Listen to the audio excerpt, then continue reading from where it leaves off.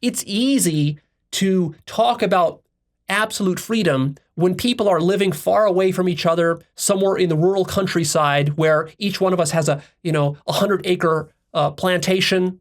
We raise our family on it. We rarely see other people. We don't have neighbors, or if we do have neighbors, our neighbors look like us, same race, same ethnicity, same general worldview, same moral system, same religion, same ethical code, all this sorts of stuff. And we get along, and there's basic trade, and this sort of stuff happens, and it's sort of peaceful. You can kind of imagine this sort of, idyllic mode of human existence.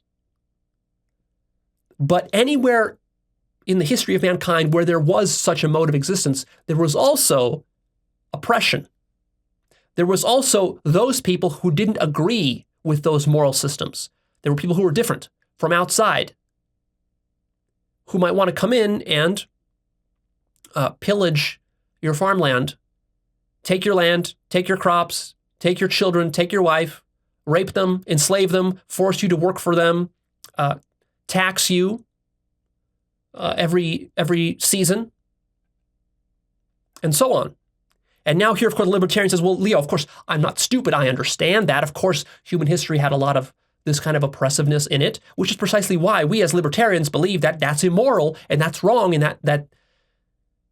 that violates, Leo, that violates the libertarian philosophy. So what are you talking about? What I'm talking about is that you yourself don't understand the consequences of your philosophy.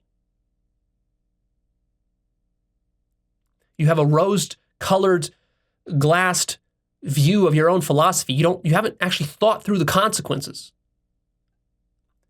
What I'm describing to you now is libertarian in action.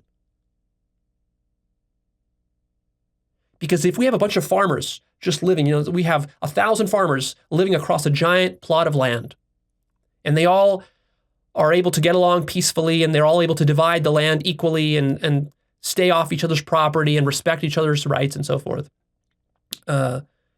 This is sort of what you envision as a libertarian. But then what happens? Think of this. What happens when one of those gets a little bit more ambition, a little bit of ego, and says, why am I toiling away in the fields of my little farm for 10, 20, 30 years until I die, working from dawn till dusk on these crops and barely scraping by, barely making a living? Why am I doing this when what I could do is I could go to my friends, to 5 of my neighboring farmer friends, and we will create a collective,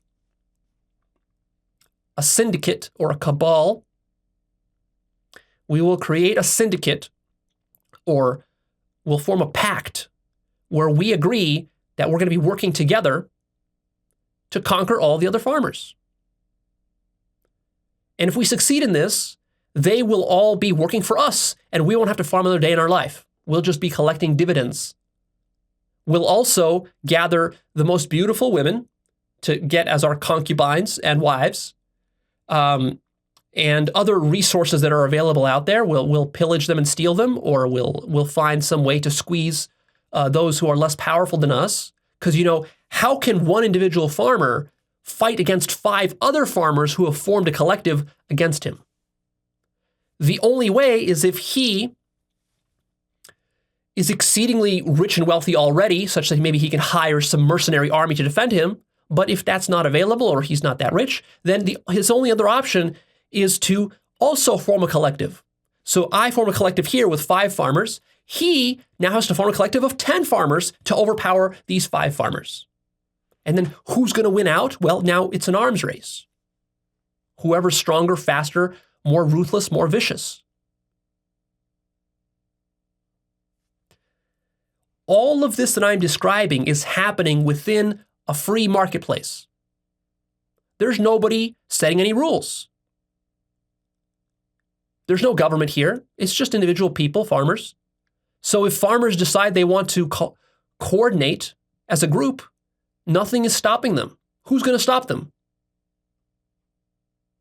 And after all, is it morally wrong for 5 farmers to come together and start to coordinate towards some larger goal, towards some larger project? Maybe at first this starts off as just not a vicious campaign of domination and warlording and marauding, but it could start off as like the five farmers come together and they just want to build some more advanced irrigation system that will benefit all those 5 farmers. Well, okay, what's wrong with that? Are you going to prevent them from doing that as a libertarian? No, of course you're going to allow that. There's nothing to prevent it, so of course you're going to. And of course they will do it because when humans come together and work in a coordinated way, they can accomplish amazing things that enhance their survival. It's not simply that if you take 5 farmers and combine them together, that they will produce the same amount of crop output as they would as 5 individuals. There's going to be a cumulative geometric effect. If we get 5 farmers together and they start to coordinate all their labor together, then they might be able to put out 10 times more crop yield than they would if they worked individually. Because they can build some roads, irrigation canals, they can share technology, they can share all sorts of knowledge and wisdom about how to do this. They can start to specialize in different roles, create a little city or a little town, and then they're much more effective. And so, of course, the free market will drive towards that. But as soon as that happens, notice what happens. Now, this little town has flourished of 5 farmers. Let's say it's a little village. They've built up their irrigation canals, their roads, and all this sorts of great stuff. And they've gotten wealthy. They've built a lot of wealth. They have fabulous farms, fabulous crops, beautiful houses that they've built up through all this labor. All the other farmers who did not coordinate, now they look at those farmers and say, oh, wow, look at that. There's so much wealth over there. There's beautiful people, there's resources, there's animals, there's crops, there's labor, there's roads and canals. Wow, that's amazing. We want that for ourselves. But of course, people are inherently lazy and selfish. So while some of them might coordinate and then build one of those for themselves from scratch, that takes a lot of work. It's a lot easier for them to coordinate together, build a military, come attack these guys who are completely defenseless, and just steal all their stuff. And so that's exactly what happens. And notice that that is the free market. That is true freedom. Don't deny that. You're going to want to say that, no, Leo, that goes against my morals. Your morals don't mean shit to those people who have different morals. That's what you need to get through your thick skull. Other people don't live by your morals.